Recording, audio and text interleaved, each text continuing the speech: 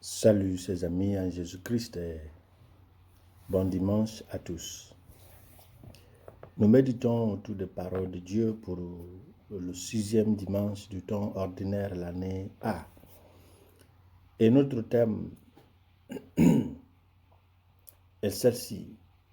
Soit il te forme, soit il te déforme. En parlant des décisions que nous prenons ou que nous avons prises, soit cette décision nous forme, soit elle nous détruit.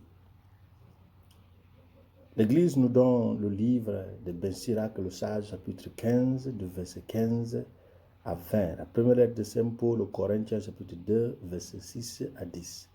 Et l'Évangile selon Saint Matthieu, chapitre 5, de verset 17 à 37. Un chauffeur qui obtient un permis de conduire tient littéralement sa condamnation entre ses mains. Ce permis indique au public qu'il a une responsabilité pénale. Lorsqu'il commet une infraction au code de la route ou contre le code de la route ou de conduite, il s'expose à la colère de la loi parce qu'il est titulaire d'un permis de conduire. Par conséquent, toute personne qui fait un choix est un individu qualifié et libre. Par nos choix, nous nous définissons comme responsables et demandons à être traités ainsi. L'homme et ses décisions. Lorsque je réfléchis sur le thème de la liberté et de la responsabilité, en particulier sur leurs implications juridiques et religieuses, les mots d'un grand philosophe français me viennent à l'esprit. Jean-Jacques Rousseau, il dit « Mais né libre et partout enchaîné, un homme pense être le maître des autres, mais reste plus esclave qu'eux. » C'est dans son œuvre, le contrat social.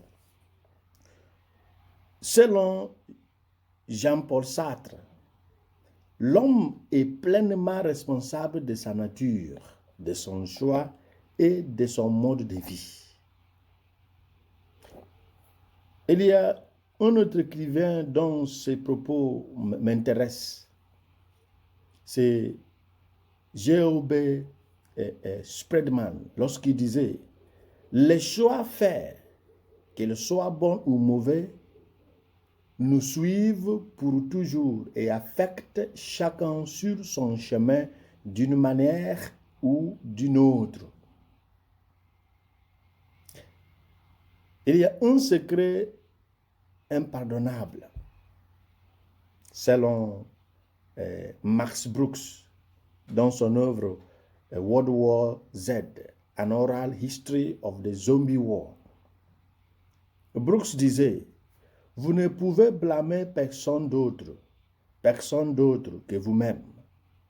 Vous devez faire vos propres choix et vivre chaque jour d'agonie avec les conséquences de ce choix. » Max Brooks. Conscient de ces réalités, Ben Sirac le Sage nous donne le message de la vie.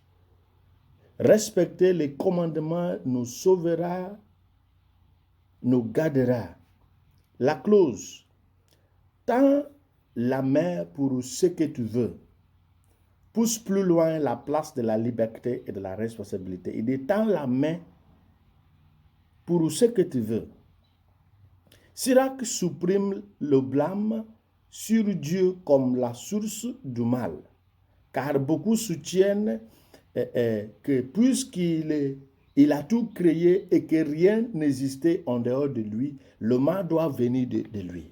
Sirac dit, il, en faisant allusion à Dieu, n'a commandé à personne d'être impie et n'a donné à personne la permission de pécher. C'est là chapitre 15, verset 20.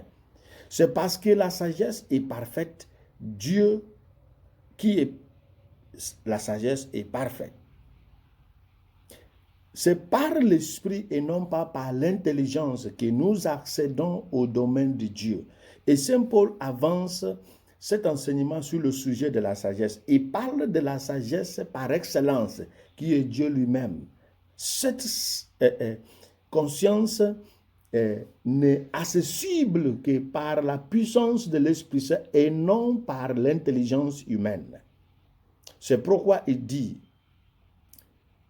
ce qu'aucun œil n'a vu, aucune oreille n'a entendu, aucun cœur d'homme n'a conçu ce que Dieu a préparé pour ceux qui l'aiment. Dieu nous l'a révélé par l'Esprit, car l'Esprit sonde tout, même les profondeurs de Dieu. 1 Corinthiens 2, verset 9 à 10. Donc, pour marcher vers celui qui est esprit, il nous faut partir par l'esprit et non pas par l'intelligence humaine. Jésus, qui n'a pas venu abolir la loi et les prophètes, mais pour les accomplir, rejoint cette ligne d'enseignement. Il développe la doctrine de Daniel sur le jugement dernier. Daniel disait, et beaucoup de ceux qui dorment dans la poussière de la terre se réveilleront. Ils seront réveillés. Ceux-là pour la vie éternelle, mais les autres pour le déshonneur et le mépris éternel. Et ceux qui ont de l'intelligence brilleront comme l'éclat de l'étendue des cieux. Et ceux qui conduisent la multitude à la justice comme les étoiles au siècle des siècles. Daniel chapitre 12, versets 2 à 3. Daniel nous dit que beaucoup vont se présenter, ils seront réveillés par la trompette. Mais on aura la division pour la vie éternelle et la condamnation éternelle. Pour la vie éternelle, deux divisions encore. Ceux qui ont fait la volonté de Dieu simplement, mais ceux qui ont conduit les autres à la justice, ça veut dire qui ont fait la volonté de Dieu et ont appris aux autres de faire ainsi. Ils brilleront comme les étoiles du matin.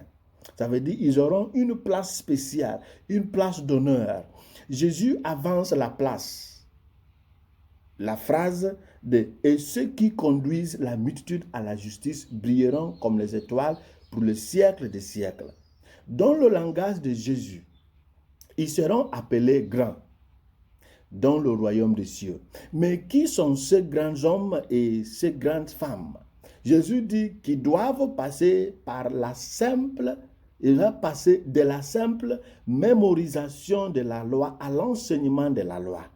Mais qui doivent devenir les connaisseurs, les enseignants et les exécutants de la loi. Et non pas les simples admirateurs de la loi. Non pas les simples enseignants, mais ils doivent le connaître, ils doivent les enseigner, ils doivent aussi les pratiquer. Les trois doivent marcher ensemble pour arriver au rang des grands selon l'enseignement de Jésus-Christ. Ils devront alors ils deviendront des missionnaires pour le royaume. Et c'est là que la plupart d'entre nous, les chrétiens, n'ont pas encore atteint. Mais nous espérons y arriver par la grâce de Dieu.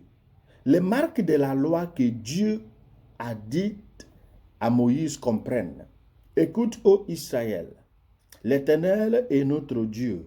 L'Éternel est unique. Et tu aimeras l'Éternel, ton Dieu, de tout ton cœur, de toute ton âme, de toute ta force. Et ces paroles que je vous prescris aujourd'hui seront sur ton cœur. Tu les enseigneras avec soin à tes fils et tu en parleras quand tu seras assis dans ta maison et quand tu marcheras sur le chemin, quand tu te coucheras et quand tu te lèveras. Tu les lieras comme un signe sur ta main et ils seront comme des frontaux sur tes fronts. Deutéronome chapitre 6, versets 4 à 8. Parce que le péché commence dans le cœur ou l'esprit. Jésus le fait remonter à son origine lointaine, la pensée ou l'esprit ou le cœur humain, qui n'est connu qu'entre Dieu et la personne concernée. C'est ce que nous ne sommes pas capables de conquérir au niveau de la pensée négligeable, qui se manifeste extérieurement comme un péché reconnu. Que ce soit par l'acte commis ou par une omission. Pour nous, les humains, nous comptons sur l'apparence et tout mal que nous réussissons à cacher est égal à ne pas avoir été commis. C'est pourquoi nous, comme les scribes et les pharisiens, parlons des péchés des autres pendant que nous baignons dans l'iniquité. Que Dieu nous aide à quitter l'école supérieure de l'hypocrisie pharisienne.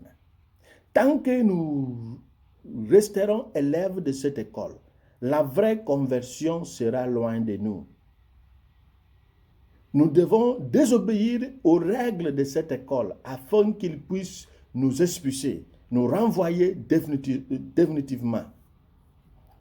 La vérité, chers frères et sœurs, devient la couronne de tout cela. C'est pourquoi Jésus nous interdit de jurer. Jurer, c'est établir une authenticité sur le doute.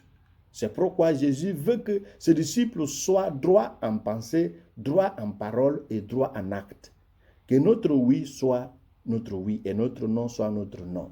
L'authenticité ne s'achète pas, mais elle se vit. Pour les étudiants de cette école supérieure de l'hypocrisie pharisienne, the Pharisee High School of Hypocrisy, votre oui peut signifier non. Votre oui peut signifier, cela dépend de ce que vous entendez par oui ou non. Que Dieu nous aide à ne pas rationaliser nos propos. Et si nous voulons dire oui, que ce soit oui, si nous voulons dire non, que ce soit non. Demandons à Jésus d'accroître notre connaissance de lui. Disons-lui que nous sommes fatigués de notre niveau actuel. Le niveau actuel qui nous ronge, que nous désirons sérieusement aller plus haut en lui. Lorsque nous le connaissons clairement, lorsque nous maîtrisons qui il est clairement, nous ne pouvons que choisir le bon côté de la vie contre la mort, qui nous donne la grâce de prendre une décision, de faire un choix qui nous forme et non pas le choix qui nous déforme. Qu'il soit ainsi au nom du Père et du Fils et du Saint-Esprit. Amen.